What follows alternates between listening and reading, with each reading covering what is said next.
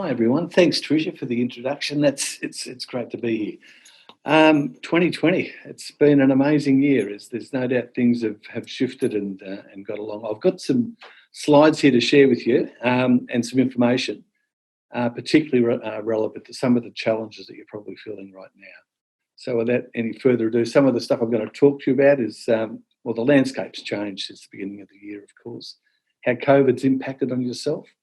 You may well be feeling a little lonely at this stage, and that can lead to depression and some warning signs. We'll look at that. If that's happening for you, there are lots of options that you can do in terms of working those challenging feelings through. And I've got some other things to share later in this presentation.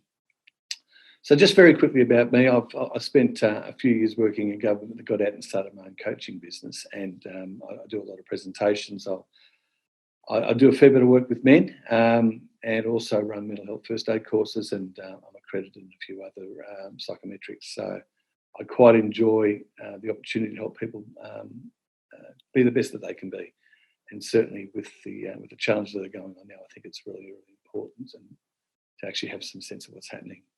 So post-COVID-19, what's happening? What a year, as I say. It's I don't think anyone had heard of these coronaviruses necessarily. Certainly I didn't, and it just hit the world.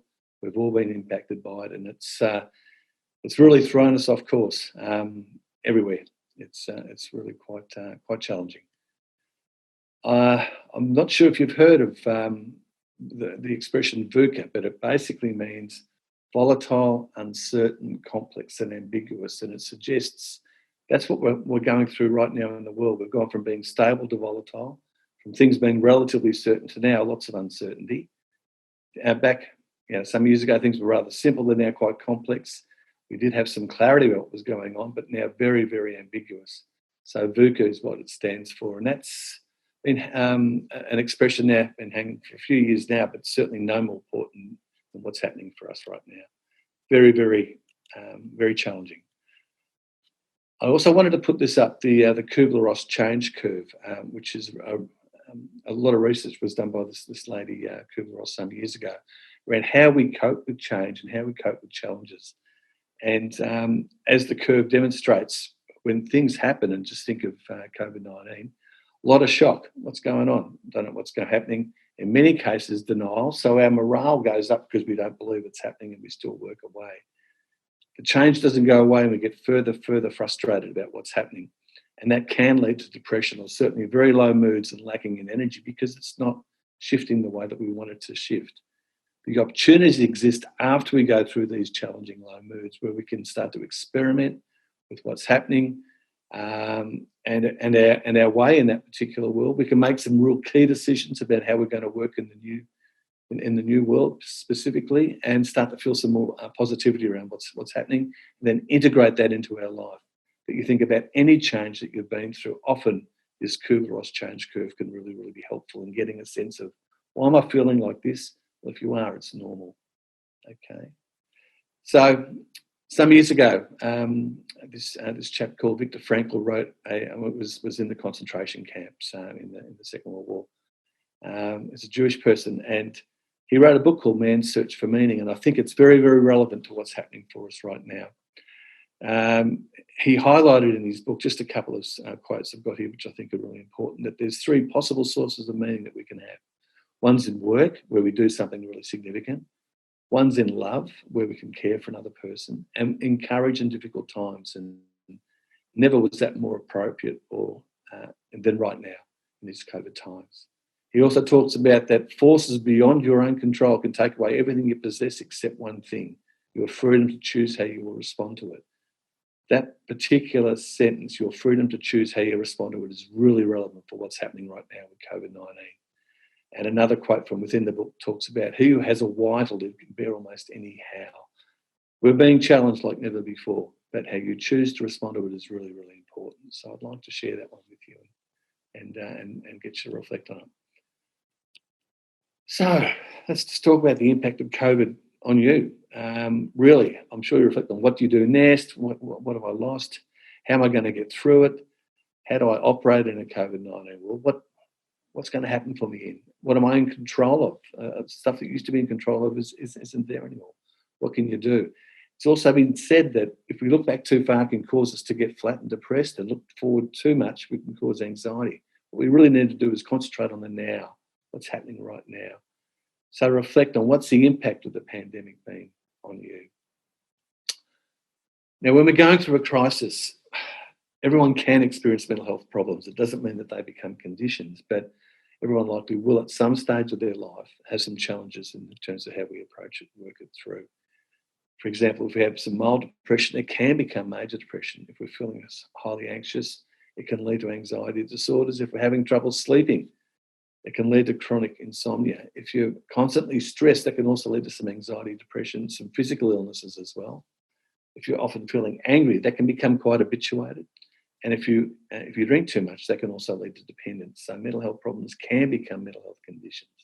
It's just important that you're aware of that. But getting help really early is really, really important, because it may stop a basic problem from becoming something more than it needs to be, a disorder. So in terms of reality, we all have our ups and downs. We all feel sad and blue from time to time. And right now, it's the COVID-19 world that we need to work with. We're very lucky here in Western Australia where we've been able to flatten the curve significantly. But even so, our lives, as we come out of it, are going to be very different to what it was when it was before. So we can be triggered by some loss, get really disappointed, things can go wrong, people let us down, we don't get what we want. We're in the middle of a pandemic. Sadness is completely normal, but usually passes within a few hours, days, or after a good sleep. So generally, we have some traditional ways that will help us. We can talk to somebody, we can do a hobby, we can exercise. You can also allow yourself to feel that sadness, but know that it's only there in a short-term loss. But it's when that sadness hangs for a bit longer than it can become challenging, and depression itself can occur. So for many people as well, certainly when we've been self-isolating, loneliness is also something that can occur. We're not seeing the same people we used to see as often as we used to. But there's two kinds of aloneness. For some people, the solitude is really quite great. They're able to be really creative, and it's quite a joyous space. But loneliness itself can be really painful, empty, and it can feel like a dead aloneness space. And loneliness itself has been acutely aware of your isolation, your alienation from others, and that can happen, particularly now in the pandemic space. So being aware of your type of loneliness is important. Is it solitude or is it loneliness itself?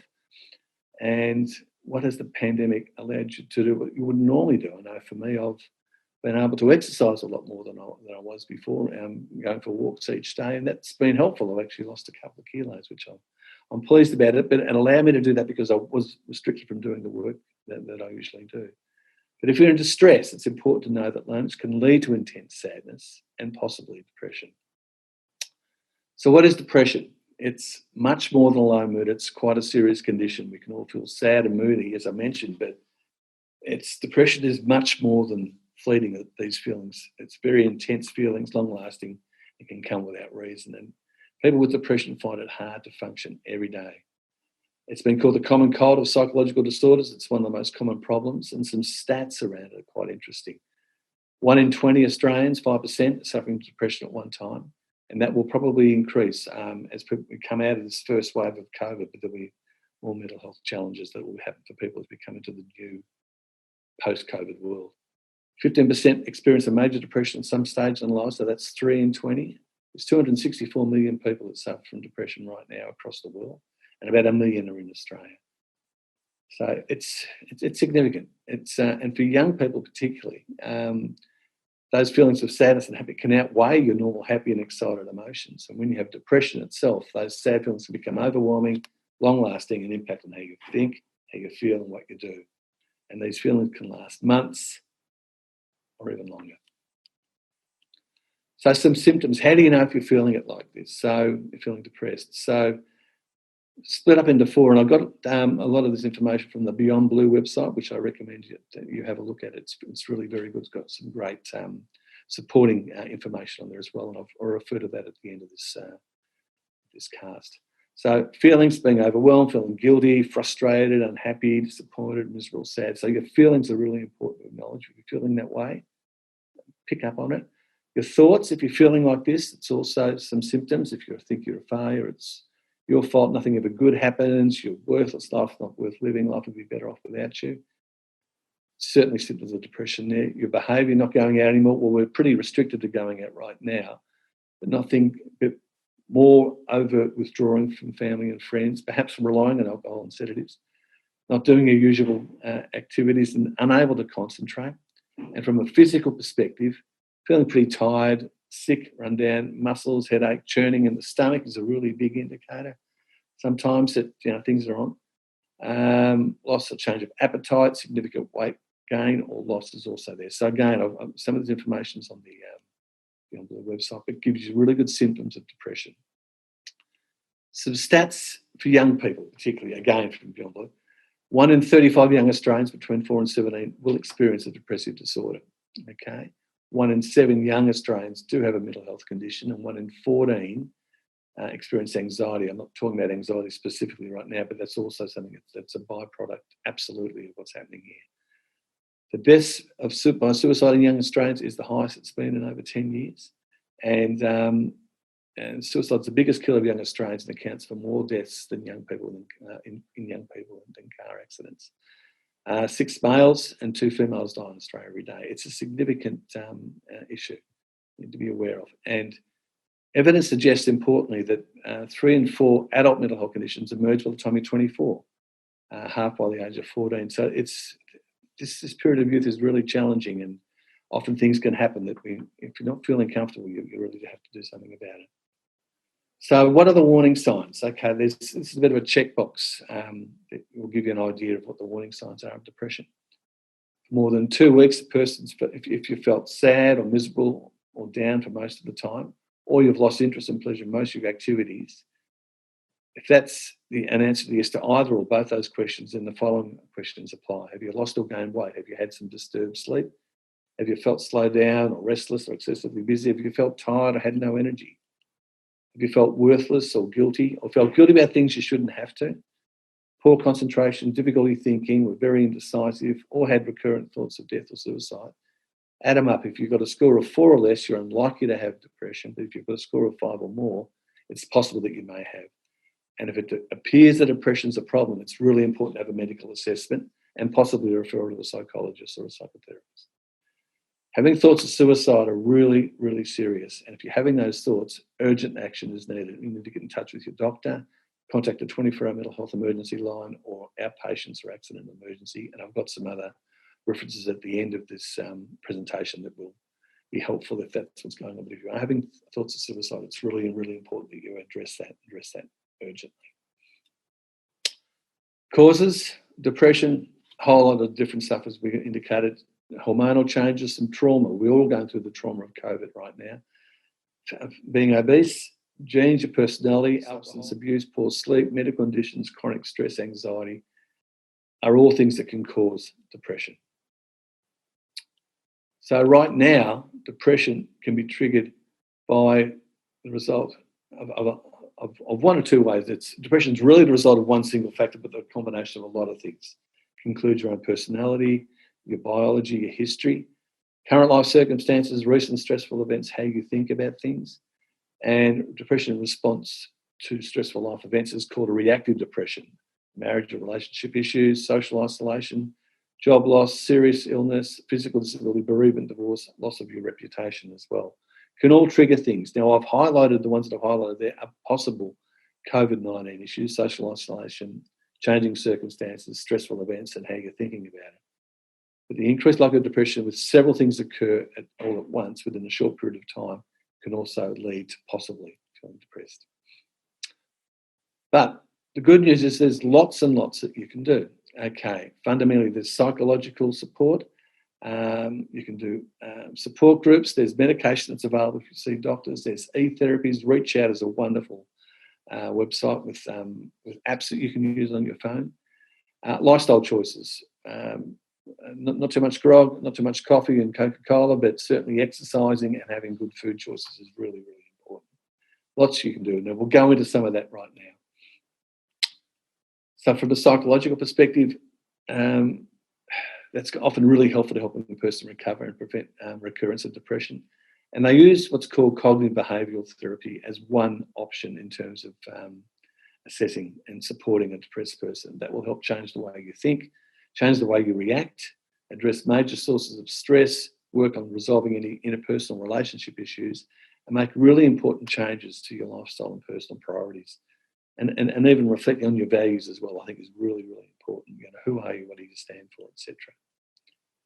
Treatment specifically can also include medication, and your doctor will prescribe that, but really important to see your doctor. Psychiatrists are also available with specialists in prescribing medication for mental health problems.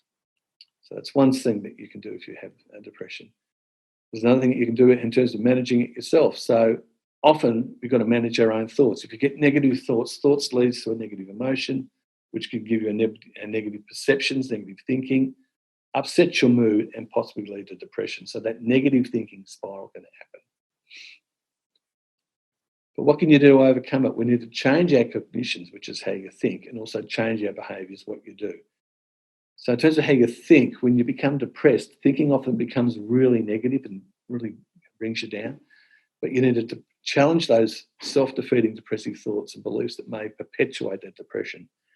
And in terms of what you can do things that make you feel better again, enhance your mood. Pleasurable activities, talk to your friends, physical exercise, problem solve, goal setting are all things that you can do as well. There are others. Also, you can have a bit of a checklist, and if things are really happening for you, what's going on? Is my thinking getting a little bit scratchy here? Are you assuming the worst? Like, are you jumping to negative conclusions? Are you condemning yourself as a person based on one or two things? So labelling yourself, which is unhelpful thinking. Are you ignoring your strengths and focusing just on your weaknesses? So just filtering.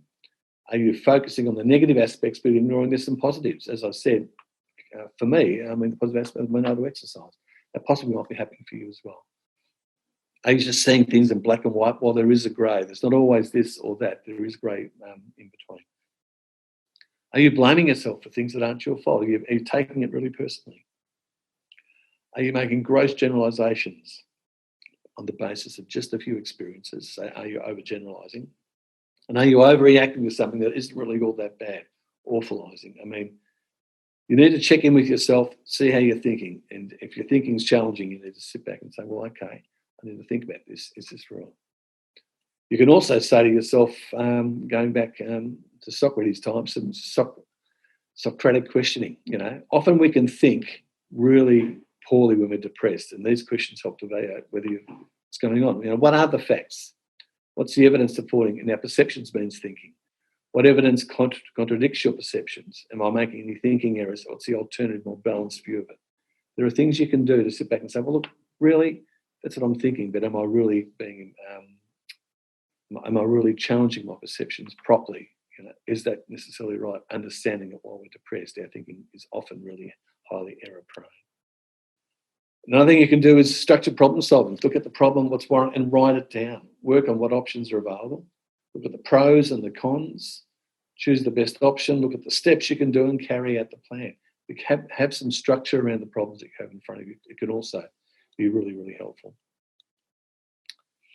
Now, you can also schedule really positive events. This can be stuff that gives you a feel. So, and again, I've got a lot of these off the various websites. It's Beyond Blue. Pleasurable activities, some of the stuff you can do. Go for a walk, write in your diary. Physically writing, use a pen and paper can often be very, very cathartic. It takes information from your mind straight onto the writing and onto a book, and just that process can be helpful. Keeping the diary, you can sit back and say, well, today's Monday. This is how I'm feeling. But then have a look at it again on Wednesday and say, gee whiz, I've improved from Monday to Wednesday. Having a chat to somebody on the phone, FaceTiming, take a bath. I know there's not a lot of baths around necessarily, but that can often be really helpful. We can't go to the pool right now. Have a look for some old photos. Consider writing poetry. Go for a swim at the moment in the ocean, but hopefully in a little while we'll be able to swim from next week in some of the pools around Perth. Play some PC games, having a nice meal that you cook, relax to music, have a game of cards. And often when you do achievement activities, they can be really, really helpful in terms of lifting your mood. Having some discipline around getting out of bed early is also really important. So early to bed, early to rise, getting out of bed before 7. Fix something, work in someone else's garden, or if you've got your own garden, work there.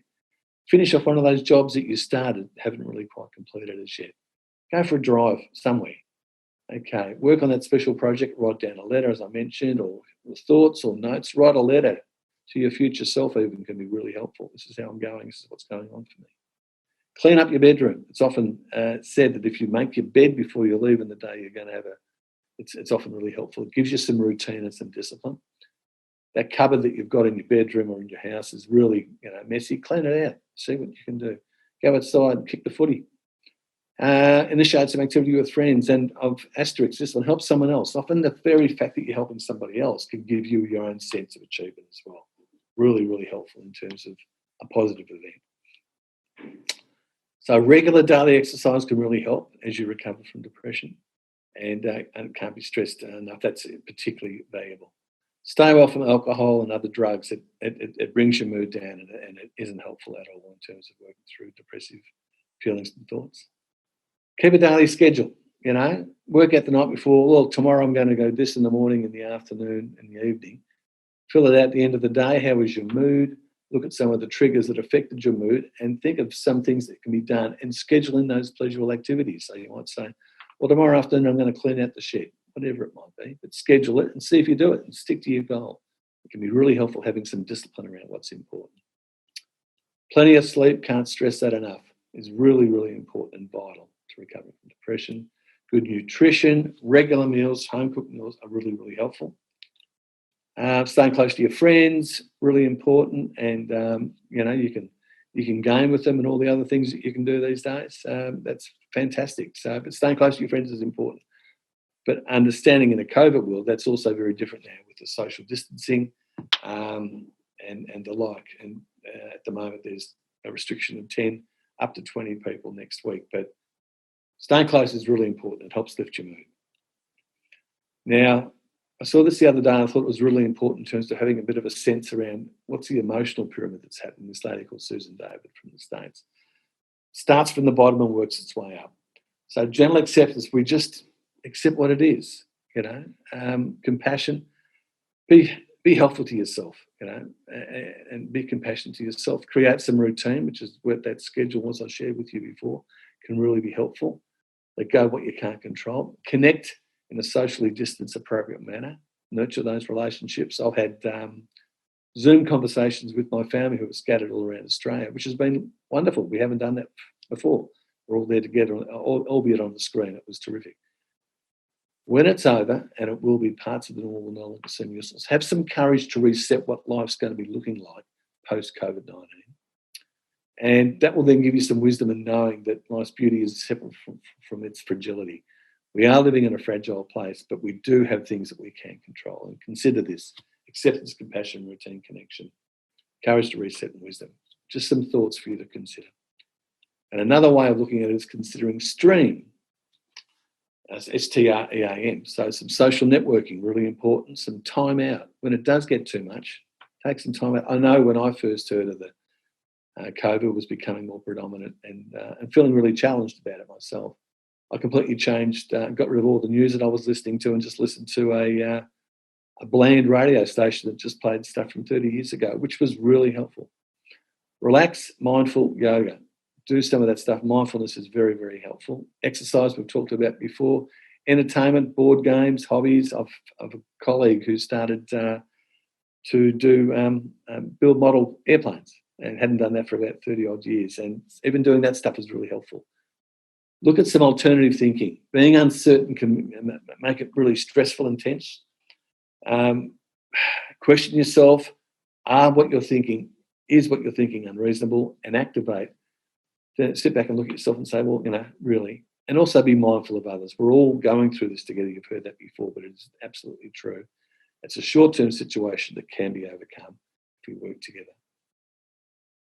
And the last little bit of slide to share is from a chap called Steve Covey, who wrote a great book called The 7 Habits of Highly Effective People. Focus on where you can make a difference. The circle of influence, circle of concern. Accept what you can change and put your energy in work on what you can influence. So the circle of concern, we are all concerned absolutely about the COVID world, things that are going on around us. But can we have an influence on them? Focus on the stuff that you can influence for yourself and concentrate on on those things. If you focus on concerns specifically, you can be becoming quite resentful. Anger and blame can also occur. But circling the circle of influence is a wonderful thing to put down and say, well, I can clean the room. I can set myself some goals. I can do some other things that are really, really important, and work on that circle of influence space there. So your organisation has an employee assistance program, which is available to everybody, which has counselling. Call WorkLink and their phone number 1800 468 001.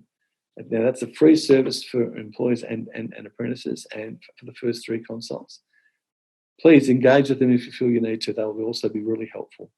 But as I say, there's a GP you can see as well and others, but EAP is a service that's being provided, and I think it's really, really helpful that you actually engage with that where you can. Now, some other resources are also helpful. Lifeline, you've heard of before, but again, if you are feeling really challenged, please call them. There's this new website called Head to Health. I've got the details there, which is that purple thing there. Got a whole lot of supporting providers that are there. Beyond Blue, wonderful stuff on their website, and they have a phone number there as well, which you can use. If you're feeling really challenged, there's the West Australian Mental Health Emergency Response Line. Suicide callback service, if you are feeling suicidal, please call them. And AIMS, which is an organisation that I'm part of, also has some information around supporting men, particularly around this space. Now, also, some of the other things that you have right now is that you have a wonderful opportunity to make wonderful use of your downtime. So to make best use of your downtime with the entertainment and travel restrictions, perhaps you can upskill with some training. So for TTF's qualified apprentices, EGT and CET can provide additional training that allows you to differentiate yourself in a competitive labour market, as well as potentially increasing your earning capacity later in life. Your field office can help arrange for this training, should you be interested to do that. But please, you've heard the word unprecedented, I'm sure, lots and lots and lots of times, but they really are unprecedented. It's what you do with this time is really important. And what you can do with these training opportunities is help you become much more job ready and pick up courses that will actually increase your expertise, improve your skill set, and help you, because believe me, we will come out of this. When we come out of it, if you're the most ready that you could possibly be, you will do incredibly well. The world post-COVID, I think, is going to be a really reflective world, a world that will have a lot more opportunities than what exists right now, but we just don't know exactly what they are yet, but be confident around. Look, thank you for taking the time to have a listen to this podcast and this webinar. And please, I do hope it works out well for you. And yeah, thanks so much. All the best.